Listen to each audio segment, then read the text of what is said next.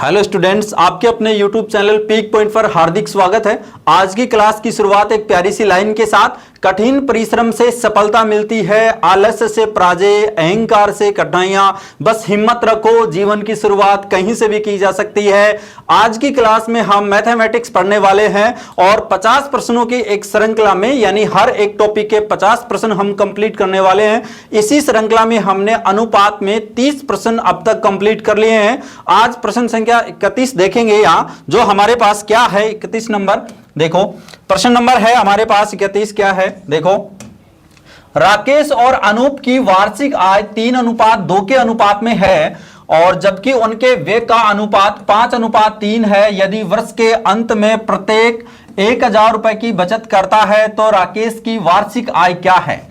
इसने ये कहा है कि आय का अनुपात हमें दिया है। प्रश्न को समझने की कोशिश करते हैं हम। अगर प्रश्न अच्छे से समझ में आ गया, लैंग्वेज अच्छे से समझ में आ गई, तो हम इसे बहुत आसान तरीके से करेंगे कि जो राकेश और अनूप की वार्षिक आय है वो 3:2 है और उनके व्यय का अनुपात दिया है 5:3 दिया है। तो वर्ष के अंत में प्रत्येक को 1000 रुपए की बचत भी होती है और राकेश की वार्षिक आय इसने पूछी है। तो हम कैसे ज्ञात करेंगे, देखो मैं एक पेज लेता हूं, उसमें आपको बताता हूं। देखो, जब भी हम यहां आय लिखते हैं तो पहले तो हम यहां लिख लेते हैं आय, और यहां राकेश है और दूसरा एक और था वो है अनूप। अनूप के लिए हम ए लिख लेते हैं, तो ये ए है। इनकी आय का अनुपात हमारे पास है 2:3, सॉरी 3:2, तो यहां लिख लेते हैं यह है 3:2। इस आय को हम अनुपात की फॉर्म में नहीं लिख करके ऐसे लिख लें x के साथ, तो 3x है, इसकी 2x है। ये तो हो गई आय। क्या है आय। अब हमें व्यय इसने दिया है, व्यय का अनुपात क्या दिया है, देखो व्यय का अनुपात इसने दिया है 5:3 है। जब हमने आय लिखी तो उसको x के रूप में लिखा है। अब जब हम व्यय लिख रहे हैं तो इसको y की फॉर्म में लिखते हैं, तो y के रूप में लिखेंगे तो क्या आएगा, देखो यह आ जाएगा 5y और अनुपात 3y। 5:3 ही था तो 5:5y/3y आ गया। अब ये कह रहा है कि बचत 1000 रुपए की है। ये हमारे पास में आय आई है। ये तो है 3x और 2x। 3x तो राकेश की आय है, अनूप की है 2x, और वे 5y किसका है, राकेश का, और जो हमारे पास में ये है वे है अनूप का, तो वो 3y है। और हमें बचत दी है तो बचत यहां लिख लेते हैं। बचत क्या होती है, अगर हमारे पास कुल आय है उसमें से हमें जो खर्चा कर रहे हैं वे जो हुआ है उसको घटा दे तो हमारे पास बचत बच जाएगी। तो इसका मतलब हम यही करने वाले हैं यहाँ कि ये देखो 3x में से अगर हम 5y घटा दें तो हमारे पास बचत बच जाएगी, और प्रत्येक की बचत कितनी है, 1000 है। अब देखो दूसरा समीकरण यहां से बनेगा। अगर हमारे पास आय अनूप की 2x है, इसमें से इसका व्यय 3y घटा दें तो इसके पास भी 1000 रुपये बचने चाहिए। प्रश्न में ये कहा था कि प्रत्येक के पास 1000 रुपये बचते हैं, एक ये है और एक ये है। अब देखो हमें निकालना क्या है, राकेश की आय निकालनी है। आय निकालनी है, इसका मतलब यहां हमें अगर x का मान मिल जाए तो हम क्या कर सकते हैं, राकेश की आय बता सकते हैं। और आय यानी x का मान, अब ये एक समीकरण ये है, एक समीकरण ये है। यहां से हम सिर्फ x का मान ज्ञात करेंगे, y का ज्ञात नहीं करना है। इसका मतलब एक काम करते हैं, हम y वाले गुणांक को दोनों समीकरण को बराबर कर लेते हैं और फिर दोनों को घटा देते हैं, तो y वाला घट जाएगा, यानी ये जो y वाला है और ये y वाला घट जाएगा। देखो कैसे, यहां 5y है और यहां 3y है, तो यहां y का गुणांक 3 है और यहां y का गुणांक 5 है। अगर इस y के गुणांक 5 को इससे गुणा कर दें, यहां y के गुणांक 3 को इस समीकरण से गुणा कर दें, तो हम दोनों समीकरणों से फिर इनको घटा करके y को तो कर देंगे कैंसिल और x का मान ज्ञात कर लेंगे। देखो इस समीकरण को दोनों को हम ऐसे लिख लेते हैं। देखो ये जो 3x है, इस समीकरण को मैंने कहा कि 3 से गुणा कर लेते हैं, तो 3 से गुणा करेंगे तो ये आ गया 9x और ये आ गया 15y, और ये आ गया कितना, 3 से गुणा किया तो हमारे पास आ गया 3000। अब ये वाला जो समीकरण है इसको इसके गुणांक से यानी 5 से गुणा करना है तो करो। यहां हमारे पास आ जाएगा 10x और ये आ जाएगा -15y, और यहां क्या आ जाएगा 5000 आ जाएगा। अब देखते हैं, इन दोनों को घटा लेते हैं। अगर इन दोनों को हम घटाते हैं तो ये तो हो गया माइनस का और ये प्लस का हो गया और ये माइनस का, ये 15y माइनस का और ये 15y प्लस का, तो ये तो हो गया कैंसिल। यहां क्या बच गया माइनस का x, यहां क्या बच गया माइनस का 2000। अब ये माइनस माइनस दोनों साइड से प्लस हो गया, यानी जो x का मान आया वो कितना आया 2000। x का मान हमारे पास में आया 2000। x का मान ही मिल गया हमें तो हम i बता सकते हैं। यहां एक विशेष ध्यान रखना, ये गलती नहीं करनी है कि अगर आप y का मान निकालने बैठ गए तो फिर ये प्रश्न बड़ा हो जाएगा। क्यों, हमें तो i पूछा है तो i तो हमने x के रूप में माना है तो x का मान ही चाहिए। आपको व्यय पूछता कि इसने कितना व्यय किया है तो हम y का मान निकालते, इसने पूछा ही i है तो हमने सीधा ही x का मान निकाल लिया। यार x का मान 2000 आ गया तो राकेश की आय कितनी होगी, राकेश की आय कितनी है, यहां है हमारे पास में 3x और 3x है तो 3 और x का मान हमारे पास कितना है 2000, तो यहां क्या आ गया 6000 आ गया। इसका मतलब जो ऑप्शन नंबर हमारे पास कौन सा है, देखो ऑप्शन नंबर है 4, यानी डी इसका जो ऑप्शन है 6000, ये सही होगा। तो मैं आशा करता हूं कि ये प्रश्न आपको बहुत ही अच्छे से समझ में आया होगा। अब हम चलते हैं अगले प्रश्न पर, प्रश्न संख्या जो 32 है उसको देखते हैं। देखो ये प्रश्न है हमारे पास में और इस प्रश्न में क्या लिखा है इसने, 2600 रुपए को ए बी सी में 1/2 अनुपात 1/3 अनुपात 1/4 के अनुपात में बांटे तो प्रत्येक का हिस्सा ज्ञात करो। यानी ये हमारे पास में ए है, ये बी है, ये सी है, इसका अनुपात 1/2 है, इसका 1/3 है, इसका 1/4 है। यह अनुपात में बांटना है। इस टाइप से अनुपात हो, भिन्न के रूप में अनुपात हो तो उनको सरलीकरण के माध्यम से हम एक सरल रूप में बदल लेते हैं। सरल रूप में कैसे बदलेंगे, जैसे जैसे यह भिन्न के रूप में है तो जो नीचे वाली संख्याएं हैं इनका क्या करते हैं हम एलसीएम ले लेते हैं। अगर हमारे पास यहाँ नीचे वाली संख्याएं देखें तो क्या है 2, 3 और 4 हैं, इनका अगर एलसीएम ले, लघुत्तम ले तो 2 का भाग देंगे तो 1 और यहाँ 3 और इसमें 2 आ गया और फिर 2 का देना पड़ेगा तो 1, 3 और ये 1, फिर 3 का, फिर 1, 1 और 1 आ गया, यानी 3 दूनी 6 और 6 दूनी 12 हो गया। इसका लघुत्तम कितना आया 12, इन 2, 3 और 4 का जो लघुत्तम आया वो आया 12। अगर हम इन जो सभी हमारे पास में ये हैं अनुपात है इनको 12 से गुणा कर लें तो ये नीचे वाले जो भिन्न है ये हट जाएंगे, तो 1/2 गुणा 12 अनुपात ये आ गया 1/3 गुणा यहां आ जाएगा 12 अनुपात 12 गुणा 1/4। देखो इसको काटते हैं तो यहां क्या आएगा 6 और यहां कितना आएगा 4 और यहां कितना आएगा 3, यानी हमारे पास में जो अनुपात आया है वो क्या आएगा 6:4:3, सरल अनुपात आया है। अभी तो इस अनुपात को हमने सरल अनुपात में बदला है और सरल अनुपात में 6:4:3 आया है। अगर ये अनुपात दिया है, इस राशि को हमें विभाजित करना है ए बी सी में तो हम आसानी से कर सकते हैं। अगर हमें अनुपात दिया हो, कुल राशि दी हुई और अनुपात दिए गए हो, अगर हमें 1 इकाई का मान मिल जाए, 1 यूनिट का मान मिल जाए तो हम उसे आसानी से कर सकते हैं। कैसे, देखो ये है 6 + 4 + 3 यानी ये हो गया 13 यूनिट। टोटल जो आपके पास रुपए हैं वो 13 यूनिट हैं और 13 यूनिट किसके बराबर हैं 2600 के बराबर हैं। तो 1 यूनिट का मान कितना आ गया 200, क्योंकि 13 का हम 2600 में भाग देंगे तो 200 आएगा, 1 यूनिट का मान 200 आ गया। अब ये प्रत्येक का हिस्सा पूछ रहा है, किसका, ए बी सी का प्रत्येक का हिस्सा क्या होगा। इसकी सिम 6 अनुपात है, 6 भाग है, इसमें है 4 और इसमें कितने 3 है, यानी इसके पास 6 इकाई है, इसके पास 4 और इसके पास 3 ए बी सी का है। तो यहां लिख लेते हैं हम ए और ये बी और ये सी। अगर इसके पास 6 इकाई है तो ये कितना आ जाएगा 1200। भाई 1 इकाई का मान कितना है 200, तो 6 का 1200 हो गया। अब चलते हैं हम अगले बी पे, तो बी का कितना है 4 इकाई है और 1 इकाई का 200, तो ये आ गया 800। और इसी प्रकार सी पे चलते हैं तो 3 × 200 यानी ये आ गया 600।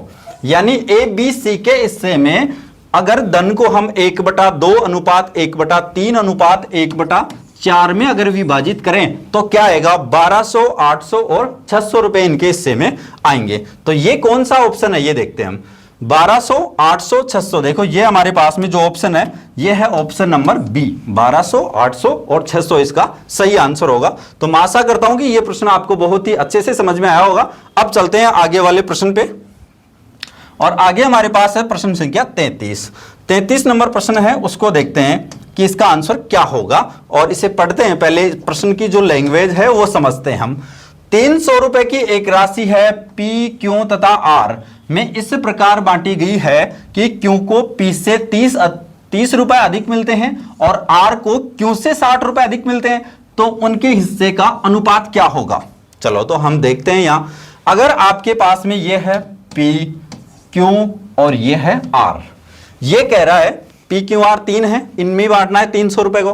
देखो Q को P से 30 रुपए अधिक मिलते हैं, इसका मतलब अपन इसको मान लेते हैं कि इसको मान लो कि X रुपए मिल गए, तो Q को कितना मिलेगा, P से 30 रुपए अधिक, यानी X प्लस 30 मिलेगा, या 30X मत कर देना, या X प्लस 30 ही होगा, अधिक मिल रहे हैं ना, न कि गुणा, है ना, तो ये X प्लस 30 आएगा Q को। अब ये कह रहा है R को Q से 60 रुपए अधिक मिल रहे हैं, Q को ये मिल रहे हैं और Q से 60 रुपए अधिक, यानी X प्लस 30, ये तो Q का था ही, इससे 60 रुपए अधिक यानी X प्लस 60, यानी इसको X मिल रहे हैं और इसको X प्लस 30 और इसको मिल रहे हैं X प्लस 90। और इस राशि का, इन तीनों की राशियों का योग करते हैं तो ये किसके बराबर होनी चाहिए, तीनों की राशि किसके बराबर होनी चाहिए, ये है 300 रुपए, 300 के बराबर होना चाहिए। तो ये हम देखते हैं, तो देखो कुल राशि देखते हैं, तो x प्लस 30 और ये आ जाएगा x प्लस 90 और बराबर 300। ये आ गया 1 2 3 3 तो x हो गए और प्लस ये हो गया 120 बराबर 300, और 120 को उस साइड ले जाते हैं तो 300 माइनस 120 और ये 3x है।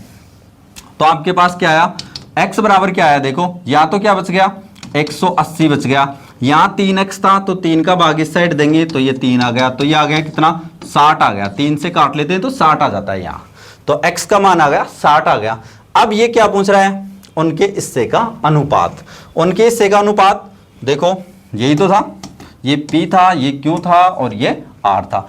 P को तो x ही मिल रहा था तो x तो 60 है ही, तो यहां लिख देंगे x को तो 60, इससे 30 रुपए अधिक मिल रहे थे Q को, तो ये इसको कितने मिलेंगे 90, और इससे भी 60 रुपए अधिक मिल रहे थे किसको, R को, इससे 60 रुपए अधिक, इसका मतलब क्या मिलेगा, इससे 60 रुपए अधिक यानी 150 मिलेगा। अब हम यहां देखते हैं कि हमारे पास में क्या आएगा, 1 0 से 1 0 तीनों की कैंसिल कर लेते हैं, अनुपात में कर रहे हैं, इनका सरल अनुपात बना रहे हैं। अब देखते हैं 3 से काट लेते हैं 2 और ये 3 और ये 5, तो ये कितना आया 2:3:5, यानी 300 रुपए को अगर PQR में दी गई शर्त के अनुसार बांटते हैं तो 2:3 ये आता है, 2:3:5, और ये किस ऑप्शन में, ये हमारे पास ऑप्शन नंबर बी में सही है, इसका मतलब ये इसका सही आंसर होगा 2:3:5। तो मैं आशा कर रहा हूं कि ये पढ़ाए जा रहे जो भी प्रश्न है वो आपको बहुत ही अच्छे से समझ में आ रहे होंगे। इस चैनल को आप सब्सक्राइब करें, लाइक करें, अपने दोस्तों तक भी पहुंचाए। अब चलते हैं अपन आगे वाले प्रश्न पे, और आगे वाला प्रश्न क्या है, देखो प्रश्न संख्या 34 है हमारे पास में, दो संख्याएं 2:3 के अनुपात में है, यदि पहली संख्या में से 2 घटाया जाए तथा दूसरी संख्या में 2 जोड़ा जाए तो उनमें 1:2 का अनुपात हो जाता है, तो संख्याओं का योग होगा। संख्याओं का योग पूछा है इसने। देखो हम क्या करने वाले हैं, जैसे मान लो पहले इसका बेसिक समझते हैं। बेसिक हमारे पास में यह है कि अगर मान लो ये कोई संख्याएं है जैसे 5:3, इसको हम ऐसा भी लिख सकते हैं, 5/3 भी लिख सकते हैं। इस चीज को थोड़ा यहां ध्यान रखना होगा हमें। अगर हमारे पास में ये x अनुपात के रूप में नहीं लिखे तो इनको x के रूप में लिखेंगे, ये 5x है तो ये 3x है, ऐसे लिख दिया हमने, ये 5x है और ये 3x है, तो इसका मतलब अनुपात में इसको फिर 5x/3x लिखेंगे, तो ये तो कट के वही अनुपात आएगा। अगर कोई संख्या से दोनों को सेम ही संख्या से गुणा करते हैं तो अनुपात में कोई फर्क नहीं पड़ता है यहाँ, तो ये 5/3 ही आ जाएगा।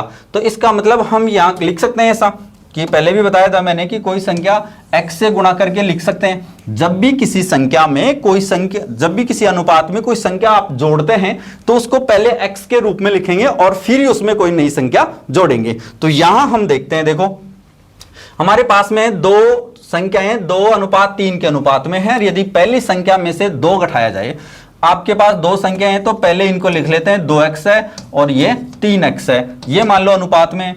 अगर पहली संख्या में से 2 घटाया जाए, इसको आप ऐसे भी लिख सकते हैं कि ये 2x है और बटा में ये 3x है। आप काटते हैं तो वही 2:3 आता है, तो अनुपात में तो कोई फर्क पड़ा ही नहीं ना। तो पहली संख्या में 2 घटाया जाता है, पहली संख्या में 2 घटाया जाता है तो 2x - 2, और दूसरी संख्या में से क्या किया जाता है, दूसरी संख्या में 2 जोड़ा जाता है, तो दूसरी संख्या 3x और प्लस का 2। तो आपके पास उनमें 1:2 का नया अनुपात आ जाता है। यानी ये जो नया अनुपात है ये 1/2 के बराबर है। 1:2 का मतलब क्या है? 1/2। हमने बटा के रूप में लिखा है तो इसको भी बटा के रूप में लिखना होगा, तो 1/2 आ जाएगा।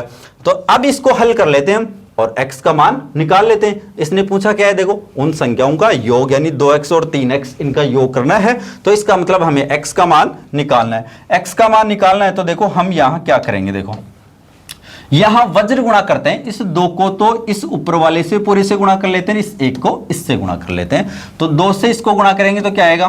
4x और माइनस का 4 बराबर में क्या आएगा? यहां आ जाएगा 3x + 2।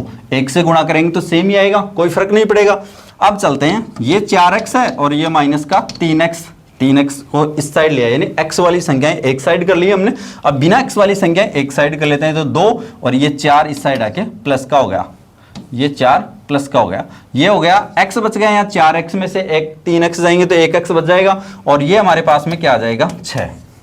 x का मान आ गया 6। अगर x का मान 6 आ गया तो अब हमें क्या निकालना है?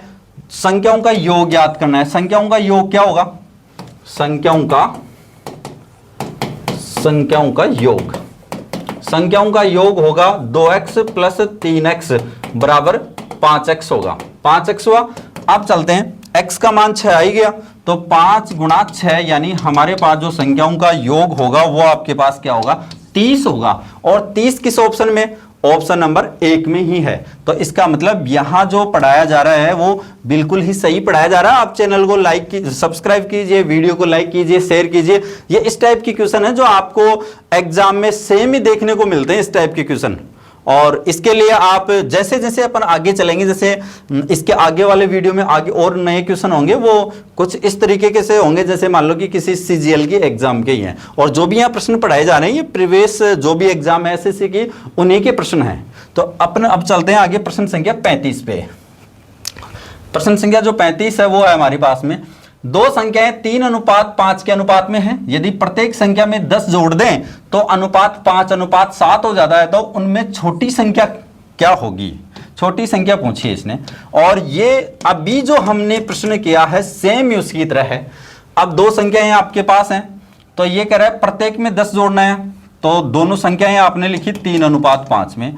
इनको x के रूप में लिख लो कि 3x और ये 5x है, ठीक है। अगर ये 3x 5x है तो इसको ऐसे लिख लेते हैं 3x और ये बटा में 5x। प्रत्येक में 10 जोड़ना है इसलिए हमने x के रूप में लिखा है, तो 3x प्लस का 10 और नीचे 5x प्लस का 10। और नया अनुपात क्या हो जाता है? 5:7 यानी 5/7। अगर ये 5/7 हो गया, अब इसको सरल करते हैं और x का मान निकालते हैं हम। देखो इसको इससे मल्टीप्लाई करते हैं।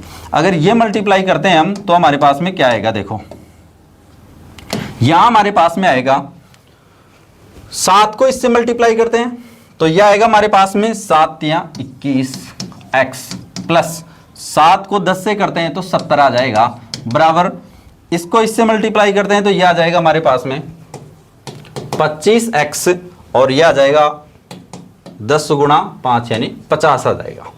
अब देखते हैं हम इस 70 को तो इस साइड रख लेते हैं, उस 50 को इस साइड ले जाते हैं, बिना x वाली संख्या इस साइड रख ली, x वाली संख्या उस साइड ले जाते हैं। तो 25x पहले से था और ये 21x इधर आया तो माइनस का हो गया। अब इस साइड तो हमारे पास क्या बच गया? 20 बच गया। 70 में से 50 गए, 20 बच गया। 25 में से 21 जाएंगे तो ये बच गया 4x। अब x का ही मान निकालना है तो 4 का भाग देंगे किसमें? 20 में, तो x बराबर आ जाएगा 20/4 यानी 5, यानी x बराबर आ जाएगा 5। x का मान आ गया हमारे पास में 5। अगर x का मान 5 आ गया तो हमें पूछा है कि उनमें छोटी संख्या क्या होगी? जिसका छोटा अनुपात है वही छोटी संख्या होगी। कि अगर x का मान 5 यहाँ रख रहे हैं तो ये तो कितनी आ जाएगी? 25। अगर 5 यहाँ रख रहे हैं आप तो ये आ जाएगी 15। इसका मतलब छोटी संख्या क्या होगी? छोटी संख्या जो है वो होगी 15। और 15 किस ऑप्शन में? ऑप्शन नंबर जो हमारे पास में है सी, ऑप्शन नंबर सी इसका सही आंसर होगा। तो मैं आशा करता हूं कि ये जो पढ़ाया गया आपको बहुत ही अच्छे से समझ में आया होगा। वीडियो को लाइक कीजिए, चैनल को सब्सक्राइब कीजिए। Thank you.